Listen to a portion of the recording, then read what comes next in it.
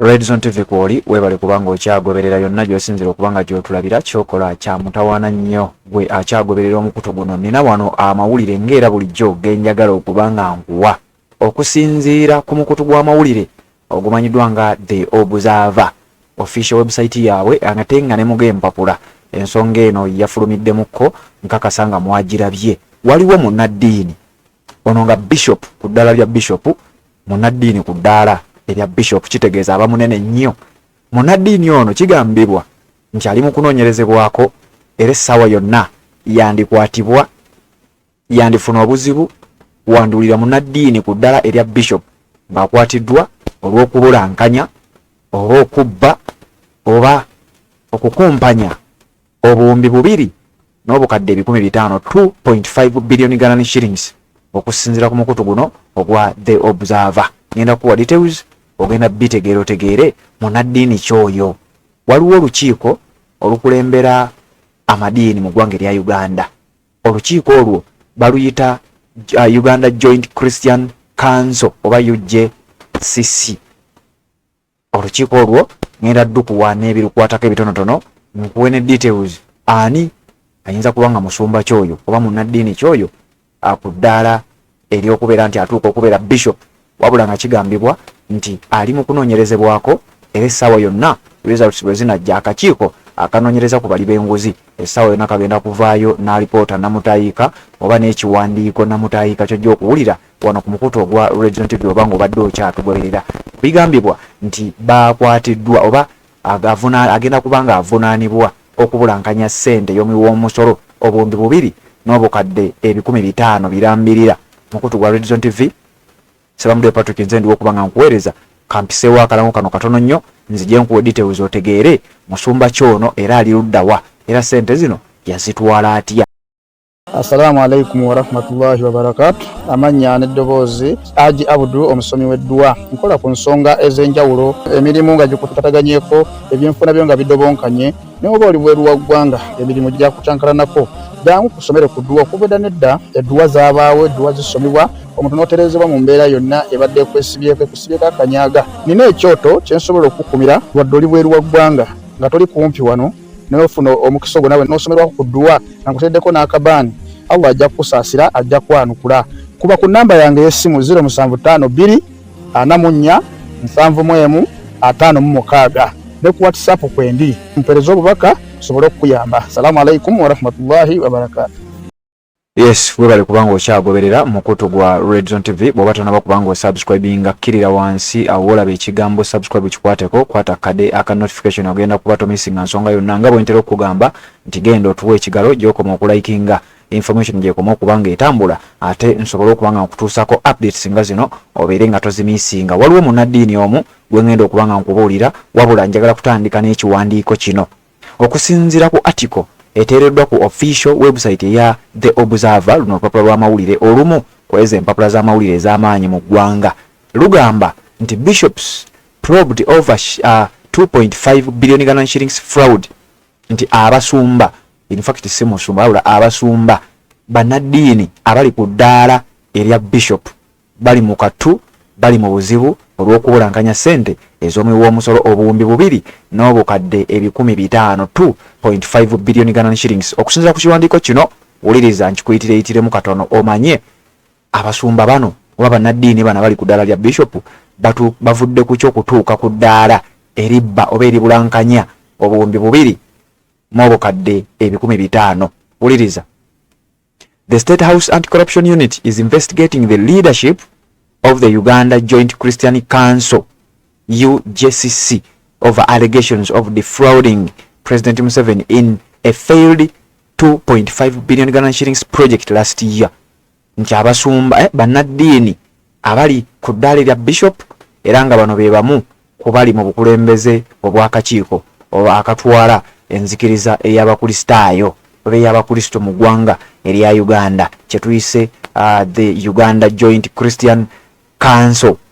Abamu ku bakulembeze bano nga kuliko amanyiddwa nga Achimandrite Constantine Mbonabingi, erinnya lye lisinze okulabika naye katugende mu maaso n'ekiwandiiko otegeere ssente zino zizze zitya okubanga abasumba bannaddiini abali ku ddala erya bishop abandi badde ekyokulabirako ate nga bali mu kunoonyerezebwako oluvannyuma lw'ekyazuuliddwa nti bano babadde balina olukwe olw'okwegabira okubba n'okubulankanya ssente ey'omuwi w'omusolo ezikunukkiriza obuwumbi 2 bulambirira n'obukadde 500. Uliriza.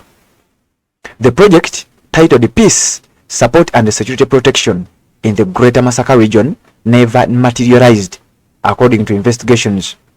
Documents revealed that State House had already disbursed 300 million Ghana shillings as the first installment before halting further funding upon realizing the president had been misled. Nti waliwo project ya Masaka eyo mu bitundu ebya Greater Masaka. Balina project gye badde bakwasaganya oba gye badde bagenda okubanga batwala maaso nga project eno bagituma peace support and security protection mu bitundu ebya Greater Masaka.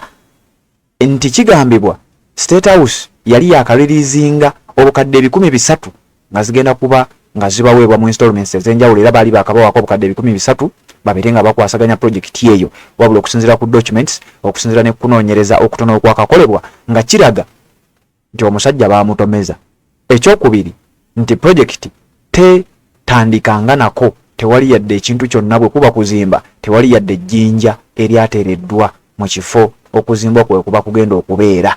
Kati gwampuliriza bino byenkugamba oli ku mukutu gwa Redson TV bw'oba tonaba kubanga osubscribinga kirira mangu wansi awo olaba ekigambo subscribe kikwateko kwata kadeka notification bino tojja kubimiisinga. Bwe tugenda maaso n'ekiwandiiko kino nga bagamba at the center of the alleged fraud are Reverend Father Constantine Mbonalingi, who was the UJCC Executive Secretary at the time and is now the first Bishop of Juba and all South Sudan, and Reverend Father Daniel Musitwa, UJCC's Deputy Executive Secretary in charge of Finance and Administration.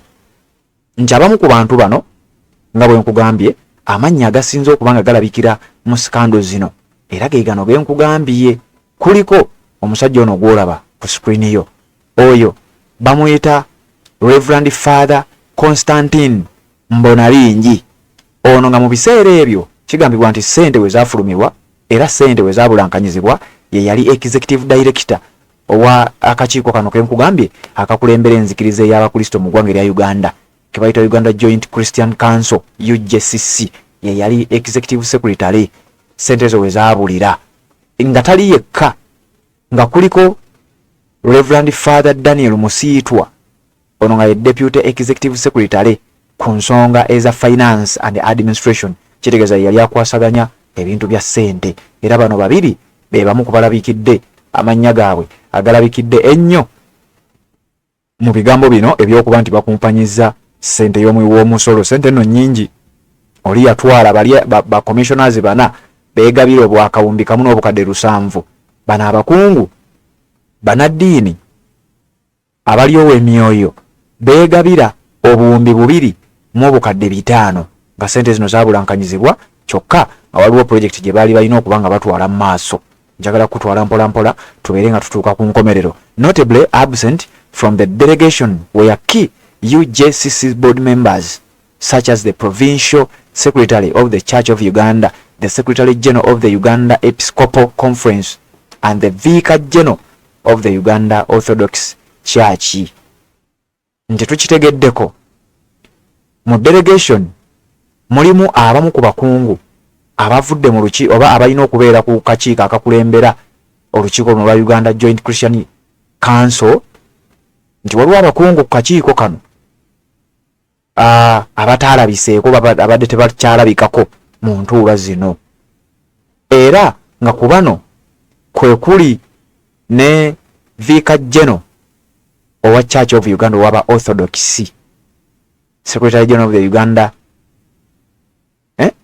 Vicar General of the Uganda Orthodox Church n'omulala amanyiddwa nga ye Secretary General of the Uganda Episcopal Conference. Ndowooza bano baba bayite abeepiskopi Episcopal Conference abeepiskopi kati Vicar General jamunnyambako nze sibitegeera.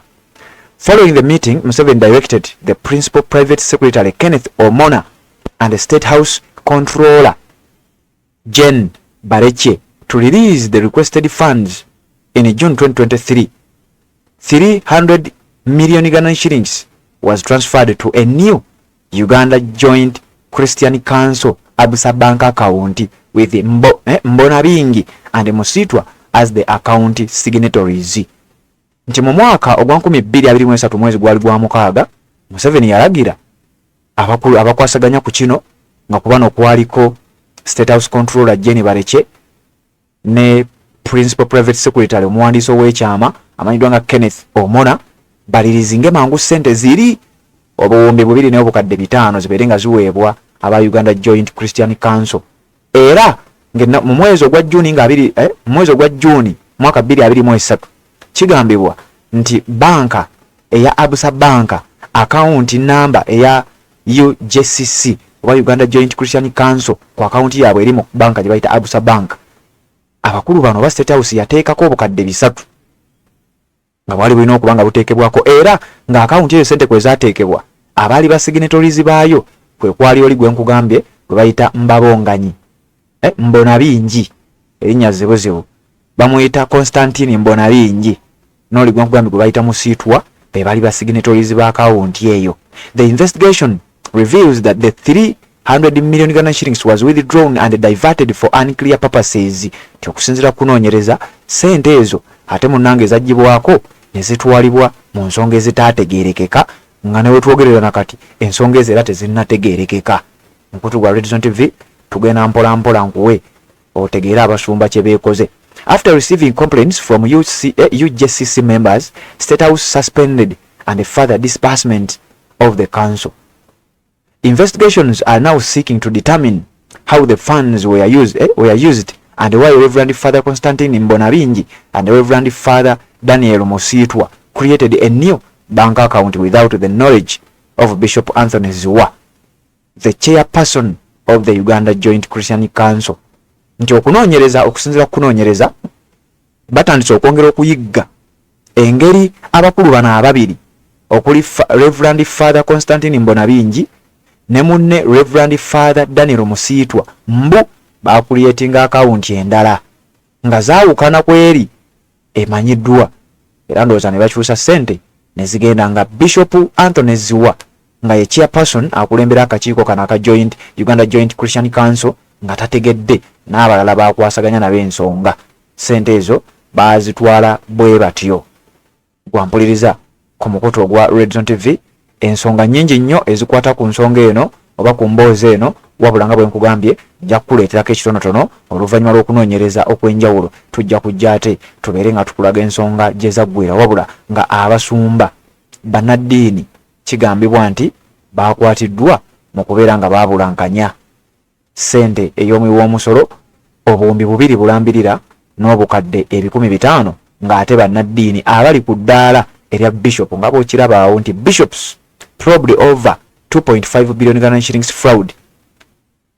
Abanaddiini abali ku ddaala ly'obwa Bishop ndowooza osobola bategeera awo baba wakika baddaala lya waggulu nnyo nti bali mu kattu bali muzibu era bali mu kunoonyerezebwako akakiiko akalwanyisa obuli bw'enguzi kali mu kubeera nga kabanoonyerezaako kubeera nti beegabira ssente ey'omuwoomusolo ate ne batakoma kugyegabira ne baggulawo n'akawunti mu bbanka ez'enjawulo ng'eyo akawunti temanyiddwa bakulu abakwasaganya akakiiko kali akabakulembera, naye ng'omukulu ali mu emabega w'ekintu kino oba abakulu ababiri abali emabega wa kino okuli omukulu oyo gwolaba ku screen yo, oyo gwolaba bamuyita Reverend Father Constantine Mbonabingi ne munnamanyiddwa nga Reverend Father Daniel Musitwa bebogeddwako mu mboozi eno. Nja kukuleetera ebisingawo bwe tunaaba nga ate tubifunye mu kutu gwa Red Zone TV. Webale kubanga okyagoberera yonna gy'osinzira okubanga gy'otulabira, ate na subscribe nga kikole tubeere nga tutambula ffenna naye wano wengenda okukoma ku nsonga eno tubeere nga ate tuwuliziganya mu updates eziddako.